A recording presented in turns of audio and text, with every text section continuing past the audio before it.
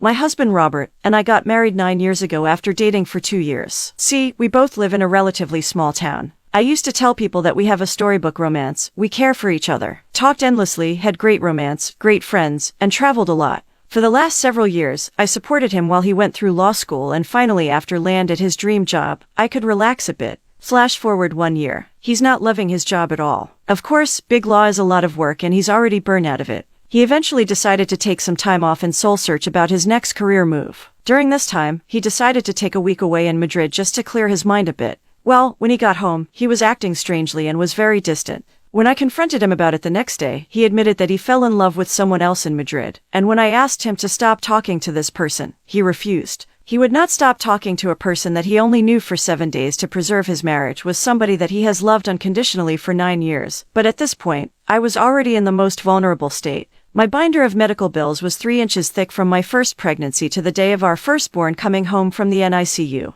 With that in mind, I just accepted it as a blanket reason for everything. Each time he would reopen that wound about how expensive it was for all that, how it's going to be more expensive the next time. Robert and I struggled with fertility issues for years. We then started a new method, IVF, in hopes to get at least 1 child together. Note that I saved for the majority of treatments. While my husband only paid $2,000 to $3,000, we saved up for another round after a huge disappointment and heartbreak from failing the first time. Well, that's just how it goes. This time, I put all the money, including my family, and my husband did not even pay a cent. When our daughter was born, he didn't even care to visit the baby. I also had to pay out of pocket and was out of money, so I asked him if he could drop me off some dinner or order me some delivery. I did not ask him to contribute to paying for the hospital. He sounded really annoyed on the phone, claimed he did not have the money, and he was out with his cousin at the bar in the burbs and won't be home tonight. Told me that I can eat whatever I have at home. Well, I was pretty much out of food, so ramen or canned soup. He did not even care that I had a major medical procedure and can't even afford food. I just wanted a comforting takeout meal to help with feeling like other crap, and he could even do that for me. I'm at the worst at picking men. I hate him and I hate myself for not choosing a better partner. Well, I soon found out that he even secretly pulled out $7,000. We had $11,000 in total, and I was completely and utterly shocked. I confronted him and he casually reminded me on how many times his best friend complained about his old junk car, and he decided to lend him $7,000 to buy a decent car. His argument was that his friend would have done the same for him.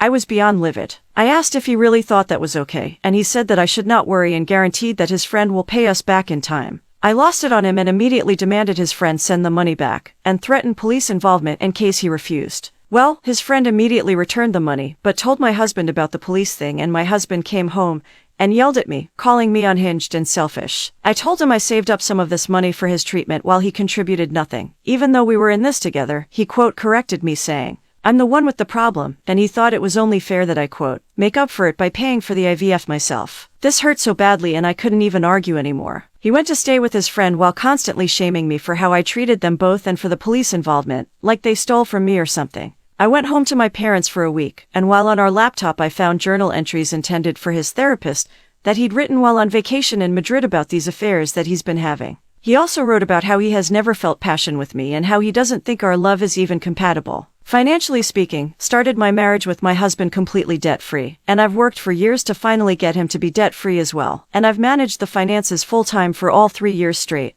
He used to manage our finances too, but he has a history of sabotaging our financial goals and blowing up our budgets. He drained our accounts, leading us to homelessness 3 separate times. Letting us become homeless because an adult family member cannot be the responsible enough person to pay his own bills or get into legal trouble is a hard thing for me to fully understand and wrap my head around. Before he did this, he had been looking at multitudes of things that, well, on a regular day we definitely could not afford. He used credit or saved up on money for weeks or months. He had made it clear that intends to buy a new vehicle, tech, Airstream game system, and other items just for him not to improve our family's future at all. Well, a person can wish for stuff or want to work towards a treat for themselves, but he had not made an effort to save up for these expensive purchases at all. When I talk about investing or saving, he says that life is too short for that. I told him that it wasn't not about us. It was about Laura, and his response was that when Laura became an adult, she should work for what she wants. That statement seems backwards considering his actions as of lately. I really didn't want to wake up one day and find out that every cent has been spent behind my back. I told him I would like to open an account in my name and follow through with the plan. Well, a huge argument followed and he gets angry. He goes on a rant about how I was dragging him down, how I was ungrateful, how most women would be ecstatic to be in the position I was in, and how he would find someone who could be grateful. I told him I'd do all the late-night feedings and take care of the baby during the day while he works. I begged him to just try taking care of the baby for a few days because I'm exhausted and stressed. He proceeds to insult me, then insults the baby. I told him, actually calmer than I thought I could be, that neither of us deserve these words right now. So he packed up his clothing and put it in a storage and has been in Europe with his new lover since he told me he doesn't care about me, our marriage or our daughter. Then told me that he will not be coming home and just left. I'm still in shock. A month later, I had to scramble to find a cheap place to live, move all of our stuff alone, and search for a full-time job. All the while he's in year not working and traveling with his new lover. I had no idea what to do. I felt depressed. I felt stuck. I felt broken, humiliated, and emasculated. But my daughter needed me and I needed to be strong for her, but I had no job and no childcare for the baby. It was just the two of us. My savings were beginning to run low and the rent was coming up, so I canceled the insurance, bank accounts, and cable, and his phone is next. Only thing that's requested for him to provide me with is a new cell phone number before he left, and he did not. He was also driving around with no car insurance. Fortunately, we soon had help, but not from my parents, but from my mom's eldest brother. He gave me a month's rent and basic groceries and even got me a job, found an apartment nearby too. I will be in debt to him and his wife forever for all their help. Just after a few months, Robert started talking like he had made a mistake and wanted to come back, and I said, of course you have a place here and I will forgive you. And my heart sang because he was coming back to me. Only he did not. He hemmed and hawed, and sometimes he was on the side of coming back, and sometimes he was on the side of staying with her. But every time he said he was coming back and then dead end. It was like he was leaving me all over again, tearing open the wound and making it fresh. It took an embarrassing long time for me to tell him that I was done with that game and that I no longer wanted him back. And well, he would have to find peace with his new situation.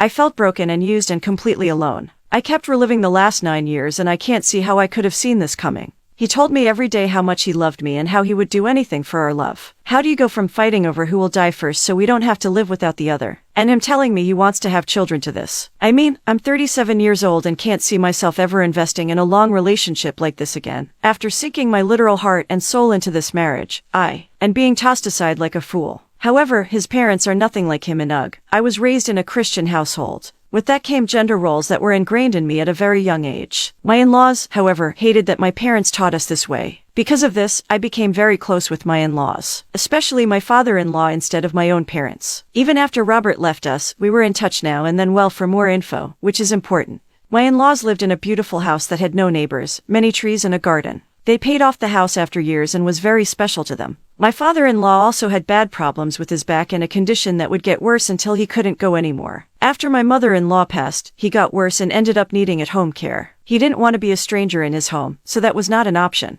I think it was due to my grandmother's passing. Robert said he would not be able to take care of him and was planning on putting him in an old-age home. I decided to stay with him since it would just be easier. My job can be worked effectively at home, and he'd get care from someone who was not a total stranger in the time I took care of him. We filled the home with the love and laughter my father-in-law brought to us. We used to toss cupcakes at the wall to see what could get the most to stick the furthest. Winner got to have the cake, but we always ended up sharing. He's the world's greatest practical jokester. I could tell infinite joke stories as my father-in-law got worse. Not a single call, not from his son, siblings, or extended family. We were joking about it once and he said, maybe I should just give you Missy, the house name, instead of your husband. He laughed after he said that, so I just assumed he was joking. Fast forward, the worst happened. I was the one who found him. I had to make the call, all of it. Well, as much as I was pushed away from Robert, I did not want to find out the news from a random person. So I was the one who told him the funeral was the first time I saw him after he abandoned me and Laura. We had no idea where he has been all these years.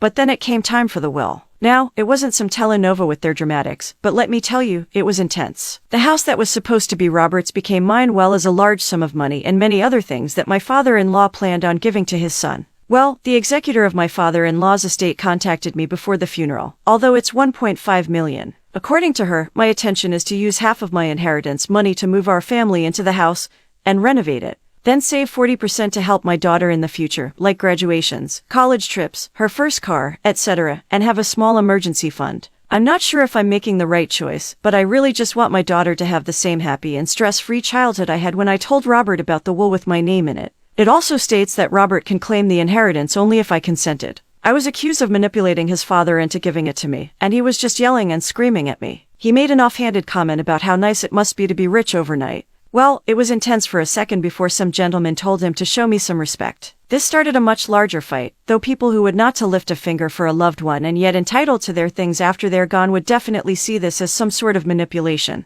Wow, not because it is, but because it fits their narrative. I was the one who cried and held my father-in-law's hand as he died, who told him how much he was loved. In the hours leading up to the moment, who had cleaned him up after he passed, helped put him on the funeral home stretcher, Jill's the outfit that he'd be buried in, and walked next to him for honor guard as he left our house for the last time. I loved him. My coworkers loved him, and his son was just so callous. He abandoned his wife and daughter and even neglected his own father's needs for decades. Robert's been since making snide remarks about how I took advantage of his dad's sickness by stealing his inheritance. Every time he makes this type of snide remark, it really sets me off, and we get into an argument about the will and other things. For some reason has this idea that he should be getting the money. He says that it doesn't matter if his dad was emotionally weak, but he deserves his father's money. The next morning he told me he wants me to sell my inheritance so he can make some non-vital house repairs and possibly go on a vacation to get distracted from the sorrow. Well, I laughed, more out of anger than anything else, and told him that he had no right to suggest how to make the use of the inheritance that my father-in-law left when he refused to even visit him when he was sick. I got a call from his aunt, who was extremely angry. She called me irrational and told me that since I am not his blood relation, I have no right to receive property or money from him, and that the inheritance gives Robert the opportunity to return some of the money he spent on me and Laura.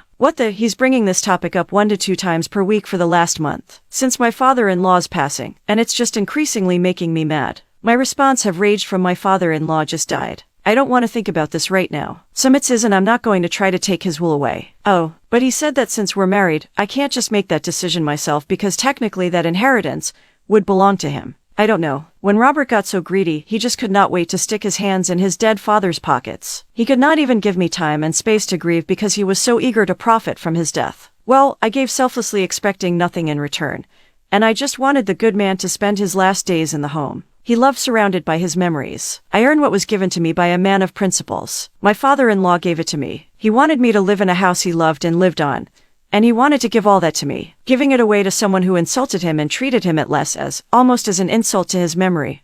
Robert has had everything handed to him on a silver platter, and even now feels entitled to what someone else put in the work for. For the first time in his life, his golden boy privileges was worthless. How creepily self-centered can he get? Well, I also told him, don't you dare dishonor a great man in order to cater to a lesser man like yourself. That would be a slap in the face to your dad. I will honor him by being strong and thinking for myself and not bending to the wants of awful people. I will fill the home that he loves so much with memories and keep him close. After this, he began using sweeter tones and literally begged me to give him the money, saying I can keep the house if I want, but he really needs the cash urgently. Well, I have a dilemma about the money Jack left me. I haven't touched the money yet. It's mine legally and will let me have a fresh start when I move back. I've never seen him beg someone like this, or a woman he left at the time of her need for that matter. I wonder if it's karma that's brought Robert to this point. Update number 1. Thank you all for the outpouring support and advice. I can't tell you how comforting this is to hear your stories of healing and continue happiness after something like this has happened to you. I'm taking all your advice to heart. Well, you're correct. I live in the United Kingdom. That's really the most I care to say. I spent 2 days lining up appointments for the first week of October. I found a divorce attorney, a financial advisor, and a bank. That's a bit out of the way. Some things to clarify. A lot of people asked how I did not divorce him after all these years, and he wasn't like this while we dated and after we got married.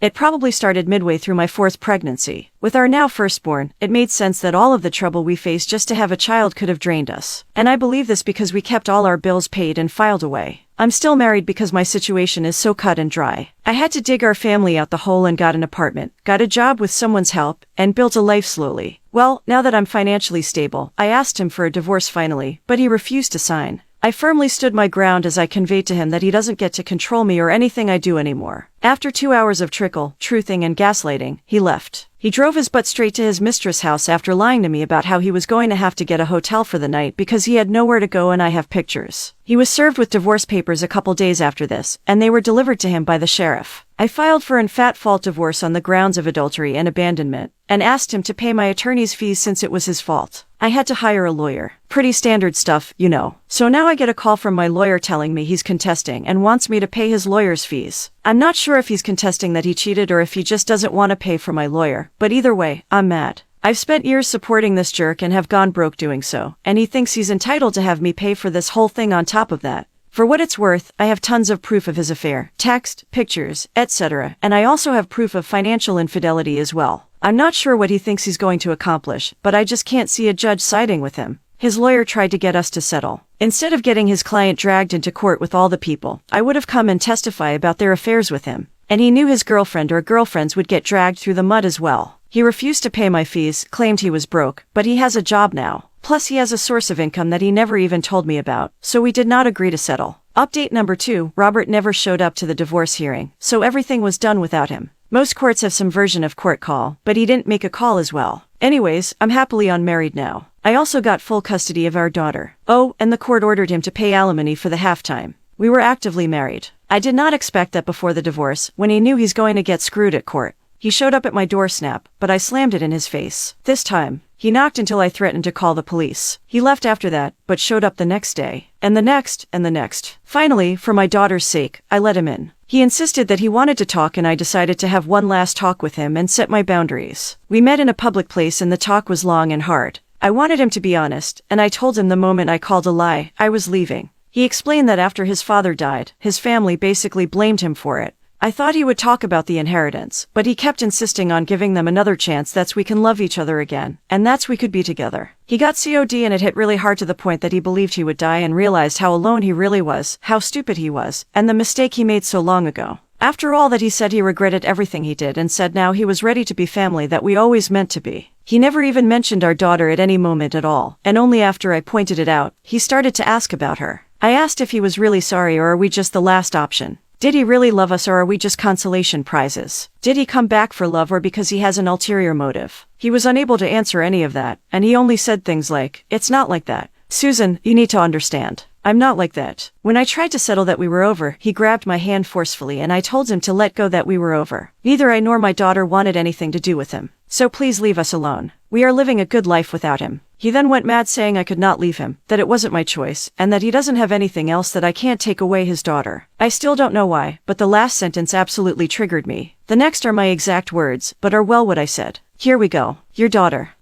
you are not her father. You only gave your sperm to her. You're not a real father. Tell me, where were you when she was sick? Where were you when she had a fever? When she was scared at night? When did her first teeth fall? When she cried on the nights because she missed her dad? Where were you on her first day of school? Will you be there when she, has her first period, when she has her first boyfriend? When does her heart break for the second time? Because the first one who broke her heart was her own father. Which women were you with when she needed a dad? You have no right to claim you're her father because you never acted like a father ever. He tried to reply, but I saw how he was unable with his words. Update number 3. I just want to say thank you everyone for the advice I needed. Renovation work on the house is going now that the divorce is granted. Changed all the locks and installed security cameras. I have a mortgage-free home and this is an incredible boost to my financial situation. However, Robert decided to contest the will. My attorney has not advised anything specific yet. He's been civil lawyer before, so I can count on him. I expect to hear from him again within 2 weeks, as that's how long we have to agree on a mediator, and also they're putting together a discovery request, so I expect to hear from him on that soon as well. My lawyer warned that through a mediator, they will try to break me down so that he gets something, but I won't let that happen.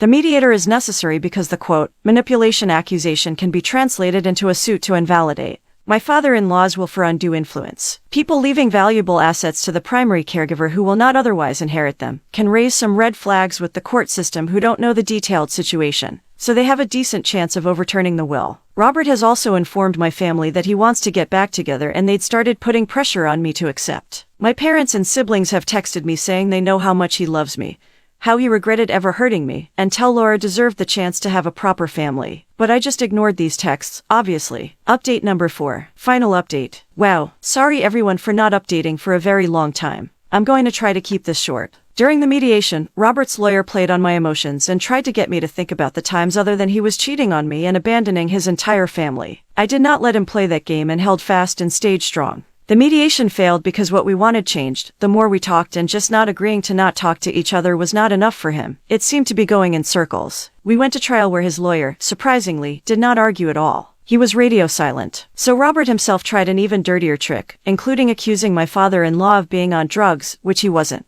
He proceeds to argue that he was not together with me, so the will's not valid, to which he got stupidly agreed, leaving me and my daughter. Luckily, the will had a no contest clause. The judge had some choice words as well as he was wasting the court's time by making bad faith arguments. Robert lost the contest. Only in the evening did my lawyer let me know that Robert's been lying to his attorney. Once all the truth and proof came to light, his attorney quit and told him to go play with himself. Robert came to me with all the rage in the world. He did not let me speak, but it looked like he was really frustrated and raging mad. I got upset and basically told him he did not have the right to be frustrated with me for his own wrongs. Turns out I disrupted his plan to get revenge on me for causing him to be a serial cheater. He did finally shut up after I gave him the handwritten letter from his dad that said he won't get an inch his entire miserable life. Recently, I was looking around the house for some cards that I've given to my father-in-law for special occasions, and I could not find them anywhere. I looked through a drawer where he keeps random papers of his writing and drawings and found an old letter. I didn't read the entire thing, but the first sentence started with, "You've been dead to me for 10 years now because that's how long it's been since you last recognized me. Since then, Robert contacted me. I do feel fortunate that my daughter was too young to remember my divorce and all the bitter things that came with that. I'm hoping to give her the best in the world with the help of her lovely grandfather's inheritance." Okay, I'm not gonna lie to you guys. The comment section was absolutely ripping Robert to shreds. I'm not even gonna go into the comments because they are just explicit comments about how Robert should not even exist on this planet, how he's just a piece of crap, and it goes on and on. So let's just talk about this. If you were in Opus' position and while you were looking after your sickly father-in-law, as you come to find out all the inheritance is going to you, how would you react? Would you react the same way that Opus did? It was definitely a tough subject for her, but I think she handled it like a champion, like a warrior, and she ends up winning the court case.